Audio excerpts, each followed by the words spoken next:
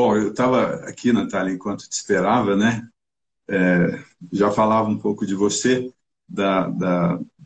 que cada vez você, em progressão geométrica, você traz contribuições para a divulgação científica e para o conhecimento, da percepção pública que a gente precisa ter da ciência, né?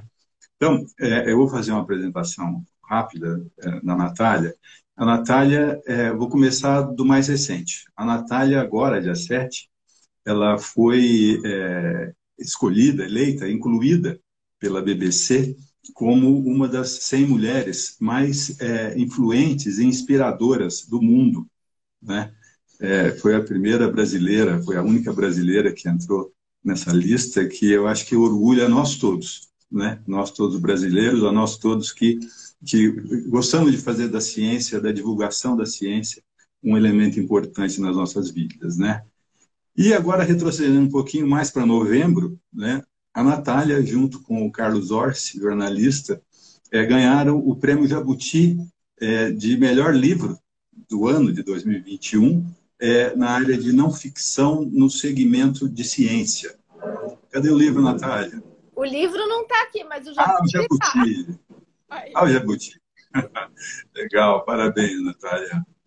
Transmito os parabéns para o Carlos Orsi também. Obrigada. Bom, a Natália ela é bióloga e ela se formou no Instituto de Biociências da USP e veio fazer o doutorado no ICB, né? Ela fez doutorado no ICB em microbiologia, na área de genética molecular de bactérias, e ela continua vinculada ao ICB, né? Ela é pesquisadora associada no Laboratório de Desenvolvimento de Vacinas, coordenado pelo professor Luiz Carlos Souza Ferreira. A Natália é professora visitante no Departamento de Ciência e Sociedade da Universidade de Colômbia, é professora convidada da Fundação Getúlio Vargas na Escola de Administração Pública. Ela é fundadora, presidente do Instituto Questão de Ciência. A gente vai falar depois do Instituto, viu, Natália? Do IQC. É colunista do jornal o Globo, da Rádio CBN, da revista The Spect UK, do portal Medscape. Ela também é comentarista na Rádio CBN e no Jornal da Cultura. É publisher da revista Questão de Ciência. Em 2000, a Natália recebeu o Prêmio Internacional de Promoção do Esteticismo, Orham Award, e o Brasileiros do Ano da revista Isto É, na categoria Ciência também. Natália, eu acho que a gente pode começar aqui hoje de uma maneira com muito regozijo, com uma informação de que o professor Durigon e equipe, né, que já haviam feito no Brasil pela primeira vez, ter isolado o SARS-CoV-2 original, né? O professor Durigon e equipe isolaram a variante Ômicron, né? Que dentro de pouco tempo, a partir do ICB, né? Lembrando que o professor Edson Durigon é do Instituto de Ciências Biomédicas, e ele, dentro de algumas semanas, 1 ou 2 semanas, já vai estar distribuindo para o Brasil todo, né, cepas do Ômicron, para que pesquisadores do Brasil todo consigam trabalhar em cima dessa variante. Eu acho que esse é um motivo de parabéns, obviamente, né, para o professor Durigon, e de orgulho para o ICB e para a sua comunidade toda, né, Natália? Nossa, Zé, com certeza. Para o ICB, para o departamento de micro. E ficam meus parabéns aqui para o professor Durigon e para a equipe toda. E pensar como que o ICB poderia ter tido um papel, inclusive, muito mais significativo durante a pandemia se houvesse os investimentos adequados em ciência. E, infelizmente, a gente vive um momento muito cruel para a ciência brasileira nesse sentido. No próprio Laboratório de Desenvolvimento de Vacinas, a gente conseguiu um único grant do CNPq para 3 projetos de desenvolvimento de vacina. E, infelizmente, é muito pouco. E daí a gente, né, o pessoal vai trabalhando do jeito que dá. E do jeito que dá, a gente ainda consegue fazer um monte de coisa legal, né? Como o professor Durigon conseguiu fazer. Mas é muito triste pensar que a ciência brasileira avança do jeito que dá com o dinheiro que tem. Exatamente. Acho que a gente pode voltar a esse assunto, Natália, um pouco mais lá para frente, E porque eu proponho que a gente converse agora sobre a variante Ômicron, né? Assim, inicialmente, houve um pesquisador alemão, né? O Karl, esqueci o sobrenome dele, que ele, de alguma maneira, falou: será que está chegando o fim da pandemia, na medida em que a variante Ômicron, o vírus, ele se expande mais, ele se torna menos letal, né? Que seria mais ou menos a características dos outros vírus que atacam o sistema respiratório. O que você acha dessa? Ele até comentou, né? Falou: bom, será que estamos recebendo um presente de Natal antecipado, né? O que você acha dessa assertiva desse pesquisador alemão? Então, Zé, eu cheguei até a escrever uma coluna sobre isso para o Globo para tentar desconstruir um pouco essa concepção que, do ponto de vista evolutivo, está errada, de que vírus evoluem naturalmente para se tornarem menos agressivos com o tempo, né? Então, isso não é verdade. A gente não tem motivos evolutivos para acreditar que seja assim, porque a evolução, primeiro, ela não é dirigida. Então, nenhum organismo pensa no que ele quer evoluir para. O vírus não tem vontade própria. E segundo, esse pressuposto de que seria sempre vantajoso para o vírus ficar cada vez menos agressivo também não é verdade, porque a pressão seletiva que existe em cima de um parasita intracelular como um vírus é de se multiplicar e se transmitir. Uma vez que ele cumpre essa missão, não existe nenhum tipo de pressão seletiva para que ele seja mais ou menos agressivo, tanto faz. Ele já cumpriu essa missão evolutiva que é de se reproduzir, transmitir.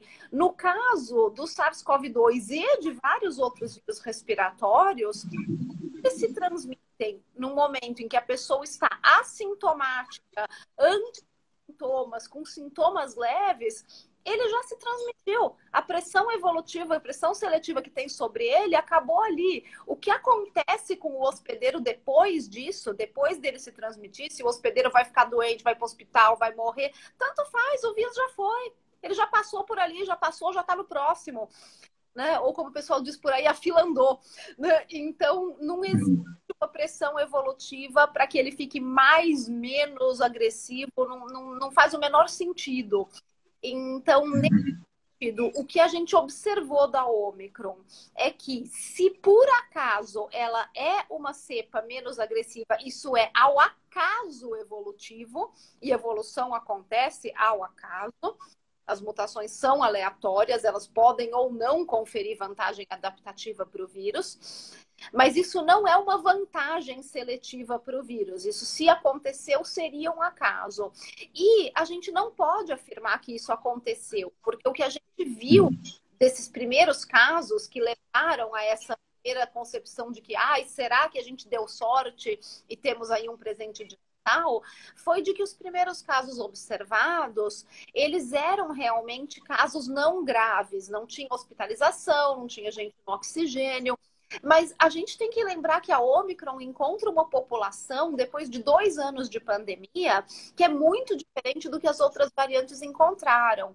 A Ômicron encontra uma população que já tem uma imunidade prévia, porque já teve a doença, e uma população que está pelo menos parcialmente vacinada. E daí a gente começa a perceber, bom, será que as pessoas não estão desenvolvendo doença grave porque a Ômicron é mais leve ou porque elas já tinham uma imunidade prévia contra a Ômicron que está protegendo? Então, isso pode ser um artefato simplesmente estatístico. A população é diferente do que a população que encontrou com a alfa, que encontrou com a beta, que encontrou com a gama. E daí precisa ver como que a Ômicron realmente se comporta em populações que não são vacinadas, que não têm imunidade prévia, ou em populações mais idosas. E lembrando também, Zé, que doença grave demora mais para aparecer. E a Ômicron é bem... Então, é muito cedo para fazer afirmações do tipo, isso é um presente de Natal. Vamos esperar para ver. A gente está vendo na Inglaterra agora já casos de Ômicron em pessoas hospitalizadas, e isso é uma Inglaterra extremamente vacinada. Então, é preocupante, ela tem uma evasão de vacina, ela tem uma capacidade de escapar de vacina. É uma variante de preocupação, sim. Mesmo que ela seja potencialmente menos grave. E mesmo, vamos fazer um exercício também quantitativo. O quanto ela teria que ser menos grave para realmente ter um impacto em hospitalização, em número de hospitalização, em sobrecarga de hospital, dado que ela é mais transmissível e escapa de vacina. Então, mesmo que ela seja potencialmente menos grave, ela ainda é capaz de fazer um estrago muito grande. Então, não acho que considerá-la aí nenhum tipo de presente de Natal. A gente deve olhá-la com atenção e redobrar os cuidados. Natália, vis-à-vis a Delta, o que dá para se comparar ou se estabelecer parâmetros de comparação entre a Delta e a Omicron? Até agora, Zé, tem alguns trabalhos na Inglaterra que tentaram fazer uma comparação de transmissibilidade das duas com rastreamento de contatos, principalmente de contágio entre familiares, pessoas que moram na mesma casa. E esses trabalhos deram aí um indicativo de que a Omicron seria de 2 a 3 vezes mais transmissível do que a Delta, mas levando em conta também que ela escapa de vacinas, então isso ajuda no fitness dela, ajuda ela a ser mais competitiva. Então, assim, o cenário não é muito bom. A gente sabe que ela é capaz de se espalhar entre pessoas vacinadas. E daí a gente tem que reforçar a necessidade da terceira dose de vacina, o que em muitos países é muito simples, como no Brasil, na Inglaterra, mas numa grande maioria de países na África, na América Central, não é uma realidade. Então, nós aí vamos ter questões globais difíceis. Agora, com relação a vacinas, né, a gente tem diferentes informações, né? Então, informações de um estudo assim, muito empírico na África do Sul, de que a vacina da Johnson Johnson está evitando mortes pela Omicron, não é? Também na África do Sul, que 2 doses da Pfizer proporcionariam 70% de proteção contra a Omicron, proteção contra a hospitalização, né?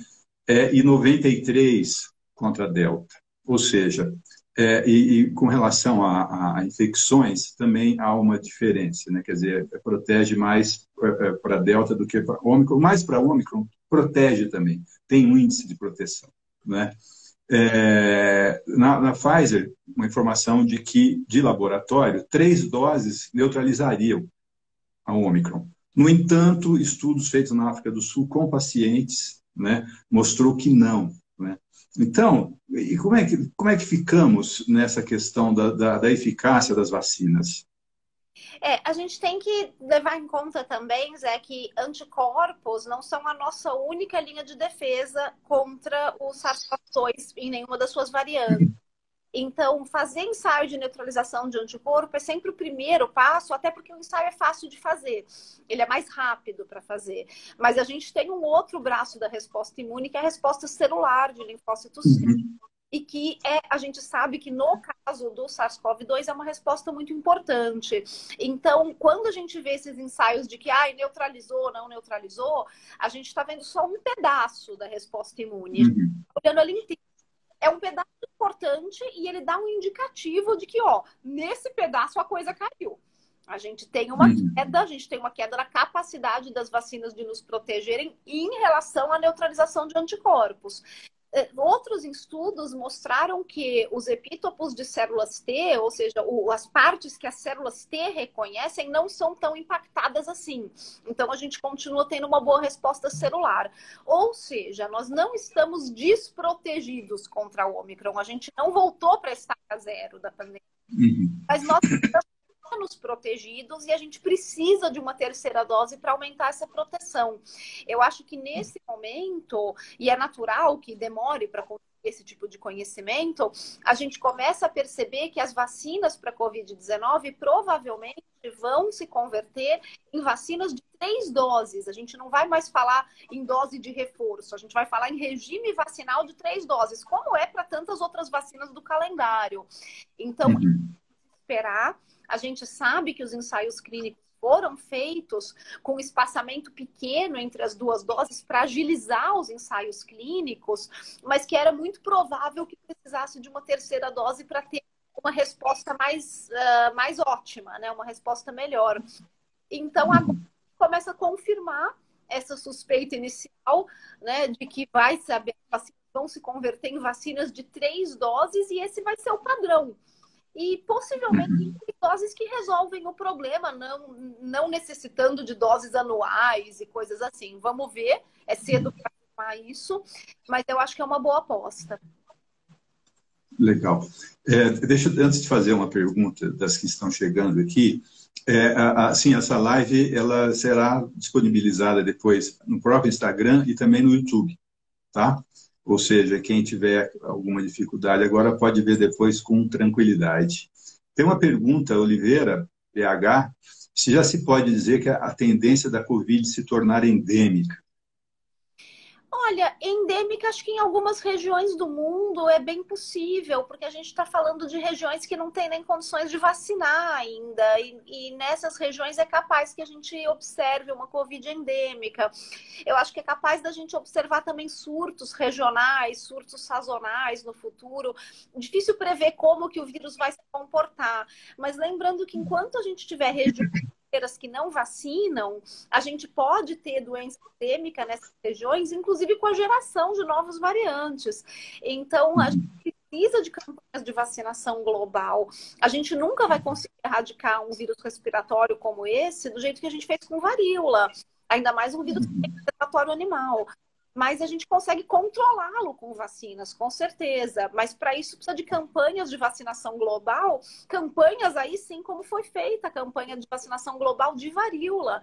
E lembrando que para vacinar todo mundo, o mundo inteiro, e erradicar a varíola foram 10 anos de campanha. E eu estou vendo essas campanhas acontecerem, essas campanhas globais de assistência vacinal para os países pobres. E eu temo que enquanto a gente não prestar muita atenção nisso, a pandemia não acaba. Exatamente. Não, e temos aqui um problema de política global, né? Sim. Infelizmente. Mais uma pergunta, Natália, do professor Fernando Costa. Ele pergunta se há dados sobre a mortalidade sobre a Ômicron na África do Sul. O local que menos de 20% da população foi vacinada. Parece que não aconteceu nenhuma morte na África do Sul ainda, né? Olha, não que a gente tenha sido notificado, mas lembrando, Fernando, que justamente em Joanesburgo, onde apareceram os primeiros casos, a gente tem pouca gente vacinada mesmo na África do Sul, mas a gente tem um nível muito grande de infecção prévia. Prévia. Então, por isso que eu falei que são aqueles artefatos que podem estar, né, dando a impressão de que é uma cepa mais leve, quando na verdade as pessoas já têm uma certa imunidade prévia contra, né, a doença de qualquer jeito. E outra coisa é lembrando que as hospitalizações elas demoram, as mortes demoram mais para acontecer. Então, esperar para ver como é que chegam os dados de e proximidades agora para a gente acompanhar. E, como eu falei, seria muito bom se a Omicron realmente se confirmasse como uma cepa mais leve. Eu só acho importante lembrar que isso não é um mecanismo evolutivo natural. Se isso aconteceu por acaso, pode ter acontecido, tomara que tenha acontecido, e que mesmo que isso seja verdade, isso não quer dizer que a gente deveria encará-la como um presente de Natal, porque ela ainda pode causar muito estrago mesmo. Sim, sim. Quer dizer, ela é mais desconhecida do que conhecida, né? Na verdade, né? Temos outra pergunta aqui do Alves, 007. No caso da Omicron, cientistas estão dizendo em uma fusão de material genético da SARS como o vírus da gripe. Juntar o influenza com o SARS-CoV-2. Você ouviu alguma coisa a respeito? Tem? Não, assim, acho que a única coisa que eu ouvi nesse sentido seria de fazer vacinas híbridas. Não sei se é isso que ele está se referindo, mas recombinação para formar um novo vírus com gripe e coronavírus, eu não ouvi falar nada, não. Não ouviu. A Deia, ela faz uma colocação. Minha mãe sempre disse que prevenir é melhor que remediar. Nessa pandemia foi inventado que remediar é melhor do que prevenir? De uma certa forma, eu acho que foi um erro, e um erro bem intencionado até no começo. quando, por exemplo, você pega todo o aparato que foi montado de hospitais de campanha no começo da pandemia, foi muito pensando assim, as pessoas que ficarem doentes, a gente precisa conseguir tratar. E pouco foi investido em campanhas publicitárias de prevenção, de uso de máscara, de distanciamento, ou seja, não teve um investimento tão grande em coisas até mais simples, como campanhas para evitar que as pessoas adoecessem. Teve uma preocupação em pessoas vão adoecer de qualquer jeito e a gente precisa cuidar dessas pessoas, o que eu acho legítimo, por isso que eu falei que é bem intencionado.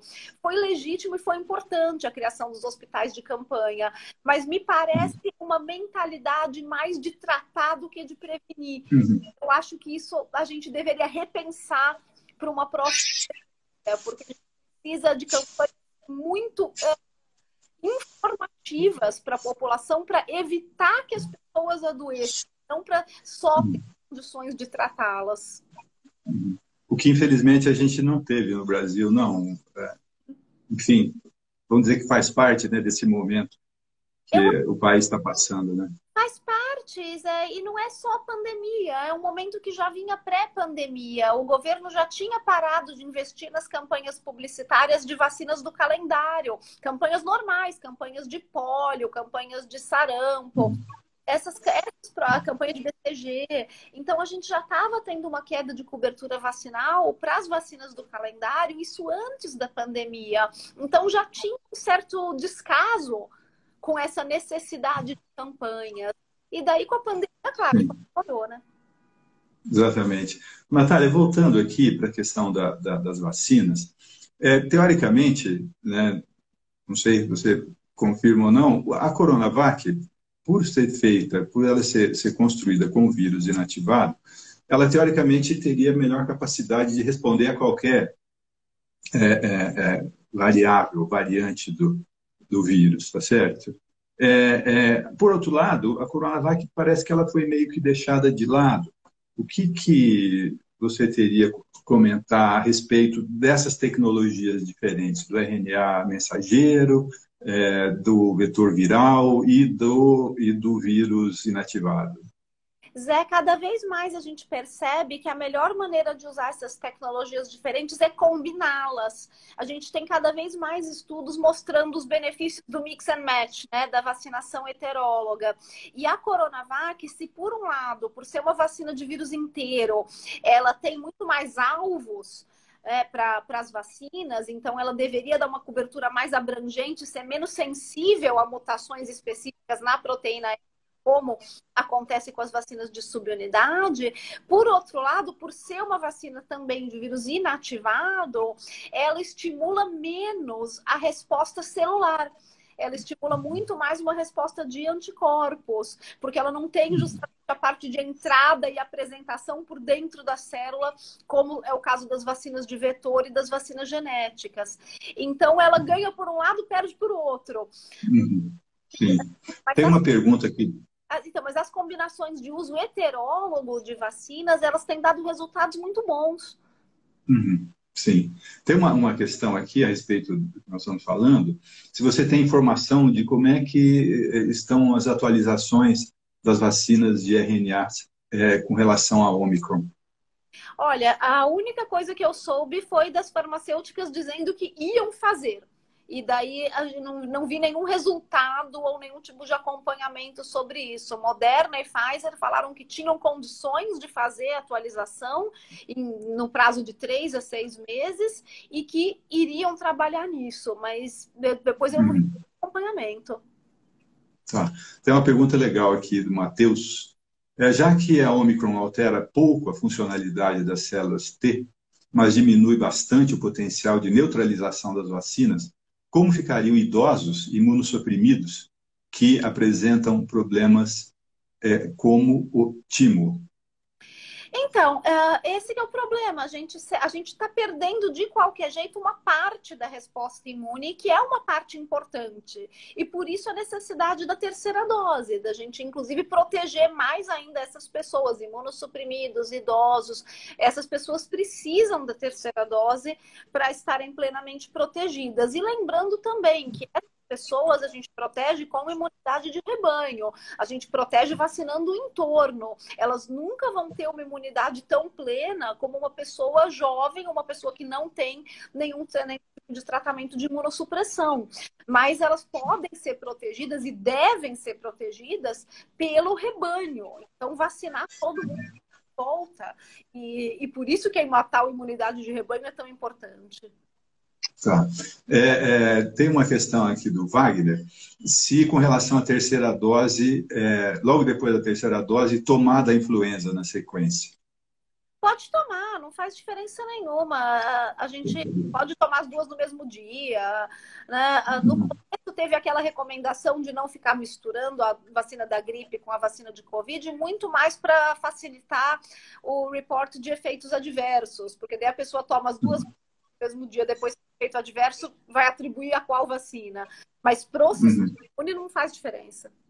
Não causa nenhuma confusão no sistema imune. Não, pensa que a gente tem formulações de vacina com 5 vacinas junto, com 3 vacinas junto, toma tal, né? Então não pode receber várias vacinas para doenças diferentes ao mesmo tempo. Isso não tem. O nosso sistema imune lida bem com isso. O que foi pedido no começo para dar aquele espaçamento de 15 dias era para não ter confusão de efeito adverso.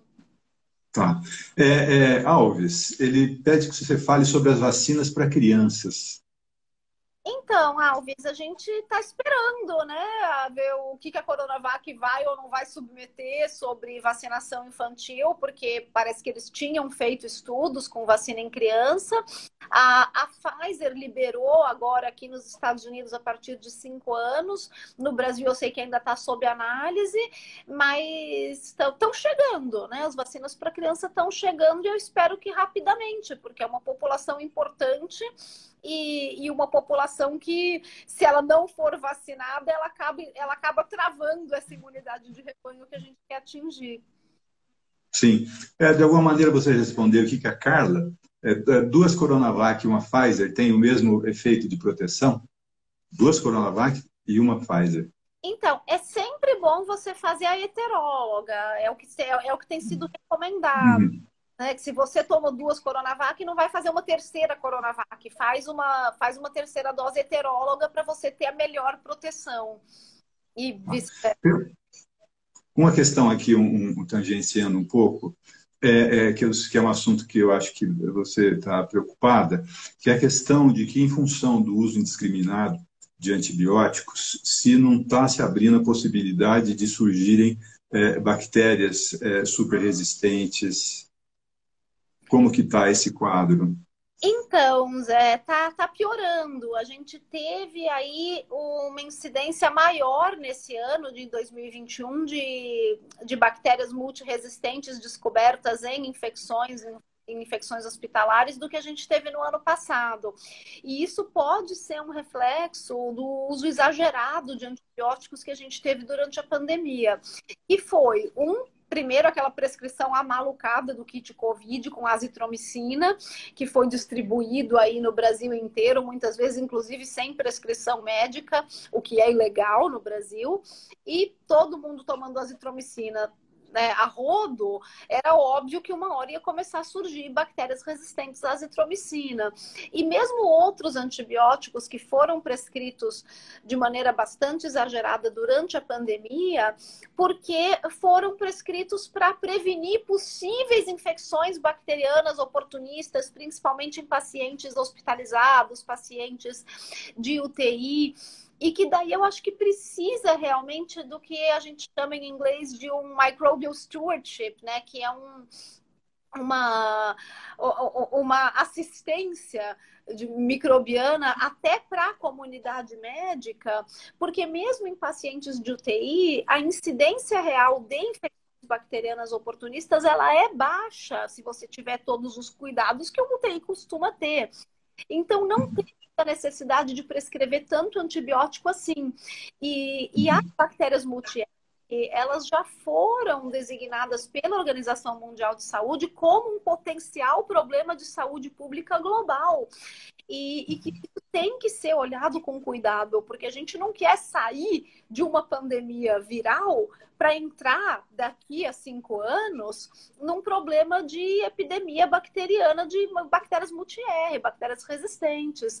Então, isso tem que ser olhado com cuidado. Para mim, é uma área de muita atenção, porque eu venho da bacteriologia e eu sei como é fácil a resistência a antibióticos se disseminar. Então, durante a pandemia, a gente teve o agravamento dessa prescrição muito descontrolada de alguns antibióticos e a gente tem problemas que são de sustentabilidade mesmo do planeta. A gente usa muito antibiótico em criação animal. No Brasil, não tanto, porque a gente ainda tem a vantagem de que no Brasil a nossa criação de gado é livre, né? O nosso gado pasta, mas países que têm criação confinada usam muito antibiótico como preventivo e usam também como promotor de crescimento. Então, isso é algo que precisa ser repensado se a gente não quiser ter aí no futuro mais uma emergência global. Natália, aproveitando, que avaliação que você faz da desenvoltura da ciência brasileira com relação ao novo coronavírus e à Covid, vis-à-vis a ciência global?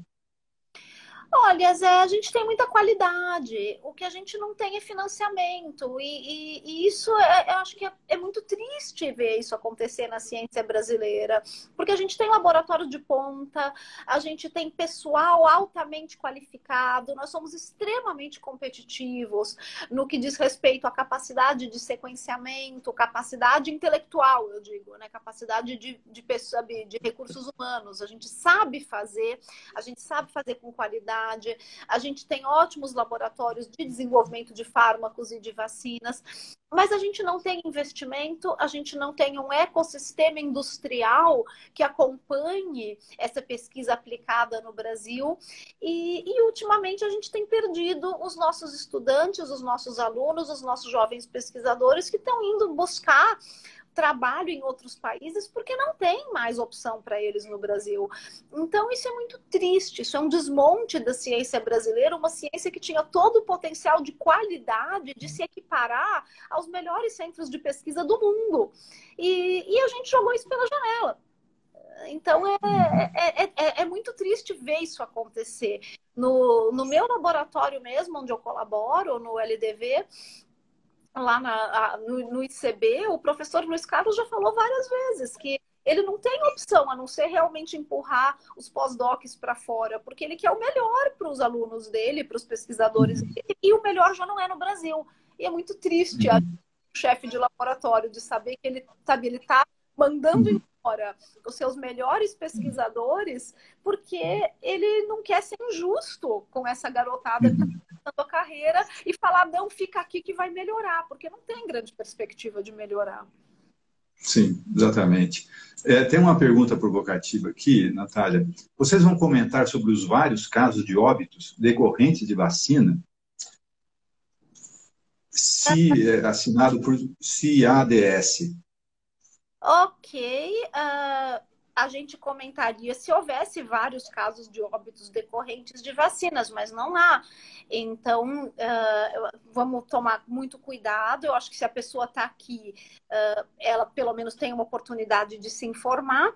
Então, por favor, aproveite esse tempo que você está aqui nessa live do ICB, que é justamente um instituto que preza pela informação científica, e aproveite para se informar sobre isso. Tem vários locais onde você pode se informar sobre a segurança das vacinas.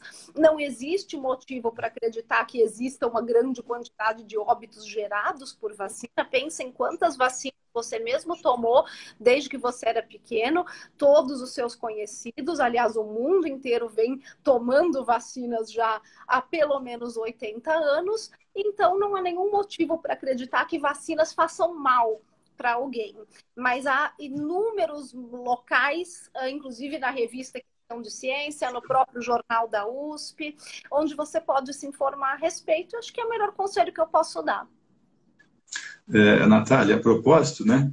A população paulistana está dando a melhor resposta, né? Que São Paulo, segundo a prefeitura, está com 100%, né? De vacinação.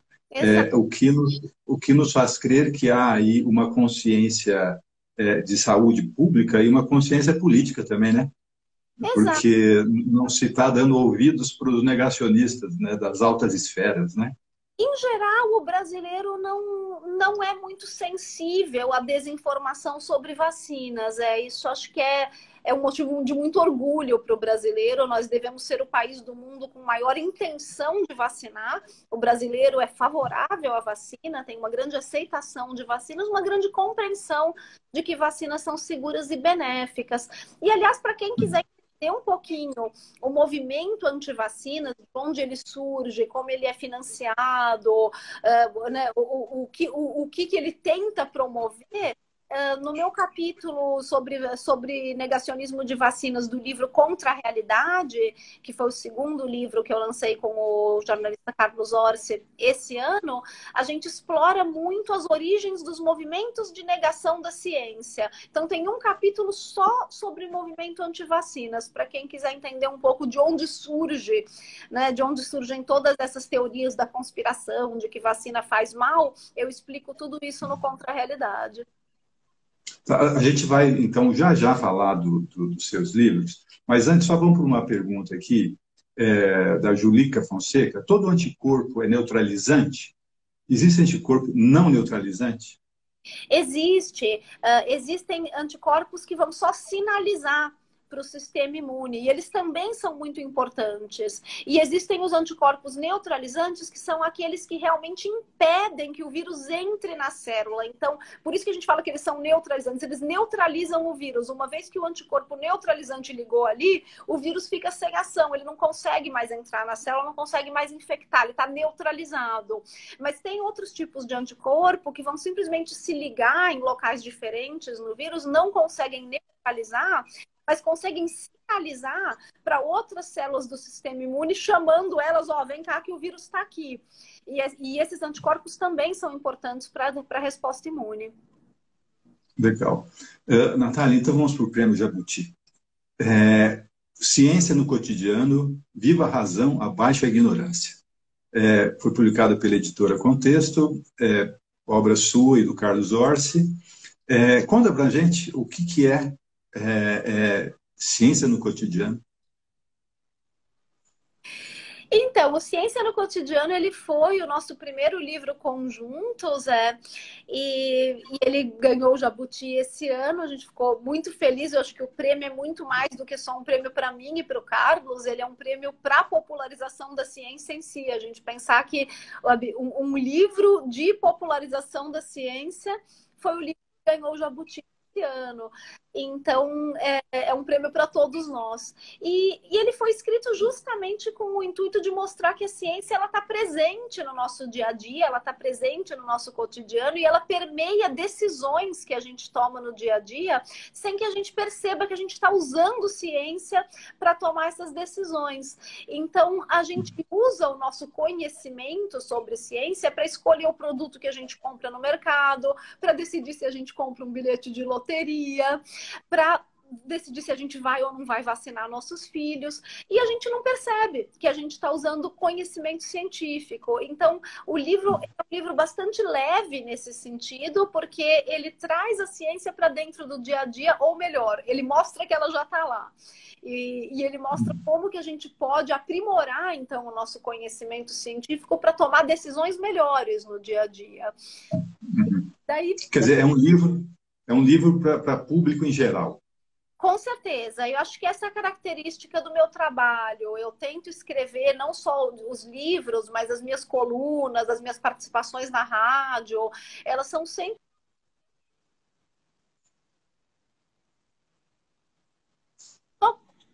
Doutor. Então, todo o meu conteúdo, ele é sempre voltado para um público não especialista, para que qualquer pessoa, sem ter necessidade de uma formação em ciência, possa entender.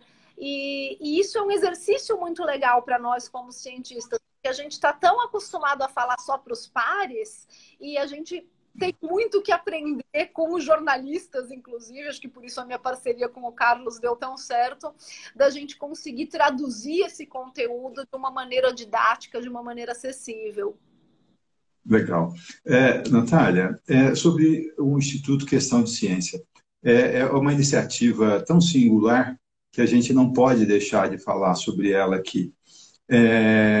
O Instituto fez 3 anos agora, né? E uma dedicação muito grande à divulgação científica e a questão também de se mostrar a importância da ciência na definição de políticas públicas, né?